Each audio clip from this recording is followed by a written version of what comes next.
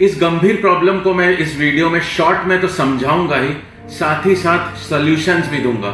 लेकिन प्रॉब्लम इतना बड़ा है तो सॉल्यूशन भी बड़ा ही लगेगा।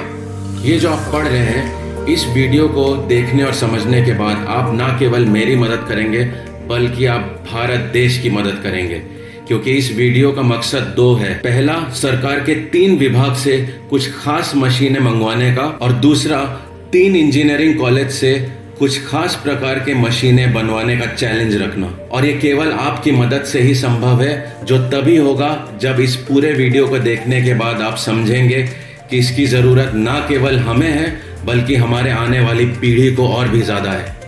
अगर आपको खुद की और अपने आने वाले पीढ़ी की जरा सी भी चिंता है तो इस वीडियो को स्किप मत करिएगा, ध्यान से देखिएगा और जुड़े रहिएगा। तो जी हाँ, टॉपिक है माइक्रो प्लास्टिक। ये प्लास्टिक का बहुत ही एडवांस्ड स्टेज है और इस पर रिसर्च हाल ही में 3-4 साल पहले से ही शुरू हुआ है और लास्ट ईयर कुछ शॉकिंग रिजल्ट्स आए हैं जो मैं आपके साथ शेयर करता हूँ।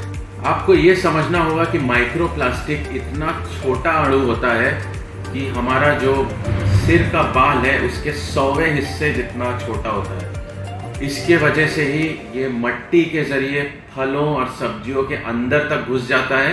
पहला, इसके एटम्स गर्भवती महिला के दूध में पाया गया है। दूसरा, हमारे जो गले के अंदर जो नस होता है, आर्टरी होती है, उसके अंदर पाया गया है। और तीसरा, हमारे लिवर में। और कहते हैं अगर इन चीजों पर हमने 2026 तक कड़क एक्शन नहीं लिया तो 2040 तक स्थिति बहुत ही गंभीर होगी। कैंसर और हार्ट के पेशेंट्स 300% तक बढ़ जाएंगे। और इसका नमूना तो हम हाल ही में 3-4 सालों से देख ही रहे हैं कि यंग लोगों में हार्ट अटैक, स्ट्रोक्स और कमजोरी की बीमारियां बढ़ती ही जा रही हैं। तो चलिए अब बात करते हैं सॉल्यूशंस की। तो सबसे पहले छोटी नदी और नालों के लिए है इंटरसेप्टर 006 बैरिकेड नेट। इसकी जानकारी और डिटेल्स आपको oceancleanup.com वेबसाइट में मिल जाएगी। ये एक स्पेशल टाइप का नेट होता है जिसको नदी या नाले में इंस्टॉल करने के बाद 3 या 4 दिन में क्रेन के द्वारा जो प्लास्टिक हैं उनकी लोडिंग ट्रक में होती है और उनको रिसाइकिल के लिए भेज दिया जाता है। और ये देखिए, जैसा कि हम देख सकते हैं, ये तो हमारे नवी मुंबई में जो अलग अलग वाटर चैनल्स के मैनग्रोव एरियाज की तरफ जाते हुए जो नदी नाले हैं उनका क्या हाल है प्लास्टिक फेंक फेंक कर। अगला टेक्नोलॉजी जो यूज़ हुआ है वो है बीच क्लीनिंग के लिए और इसका नाम है 4 ओशंस का बी बॉट। इसकी जानकारी आपको 4oceans.com में मिल जाएगी। और इस रोबोट का नाम बी बॉट है, BEBOT। और इसकी खासियत ये है कि ना केवल ये रेत के कचरों को अलग करके साफ करता है बल्कि साथ ही AI की मदद से, यानी आर्टिफिशियल इंटेलिजेंस की मदद से डेटा भी कलेक्ट करता है ताकि हम ये जान पाए कि अलग अलग बीच में किस तरह के अलग अलग पोल्यूशंस हो रहे हैं। और तीसरा सोल्यूशन बड़े नदियों के लिए है, जैसे गंगा, यमुना, ब्रह्मपुत्र आदि। इसका नाम है मोबाइल स्किमर। इसकी जानकारी फिर से हमें 4ocean वेबसाइट में मिल जाएगी। इसकी खासियत ये है कि ये एक बड़ा बोट है जिसके 2 आर्म्स हैं, मतलब कि इसके 2 हाथ हैं और ये कचरे और प्लास्टिक को अपनी ओर बटोर के खींचता है और इसके अंदर जो बिन है वो भरता है। बिन की कैपेसिटी 30 से 50 किलो की है, तो हर 2 से 3 घंटे में ये बिन बदलना पड़ता है। तो चैलेंज आता है इन 3 यूनिवर्सिटीज़ को।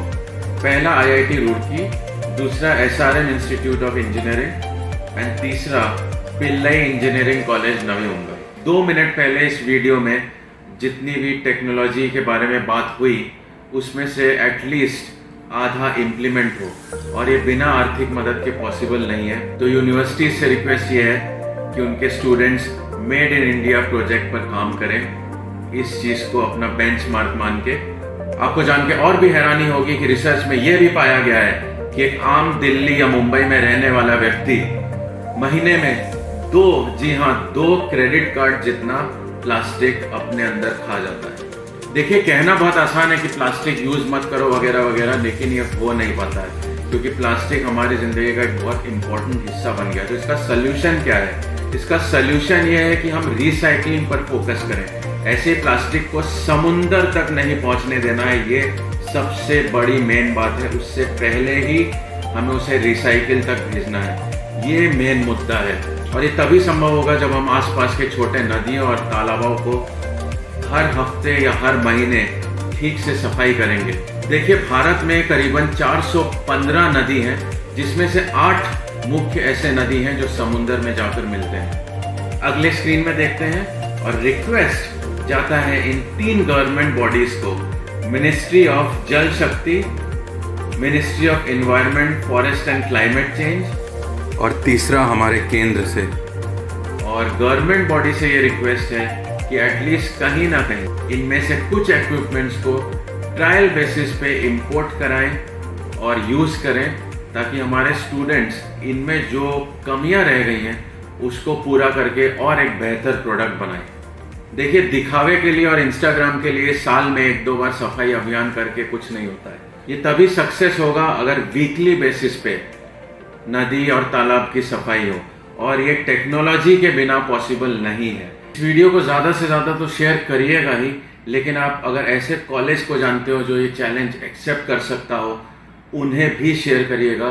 साथ ही में आप में से जो भी वीडियो देख रहे हो, अगर उन 3 गवर्नमेंट संस्था में से किसी कर्मचारी को आप जानते हो तो प्लीज़ उन तक भी ये वीडियो ज़रूर से पहुंचाइएगा, क्योंकि गवर्नमेंट के आर्थिक सपोर्ट के बिना ये पॉसिबल नहीं होगा।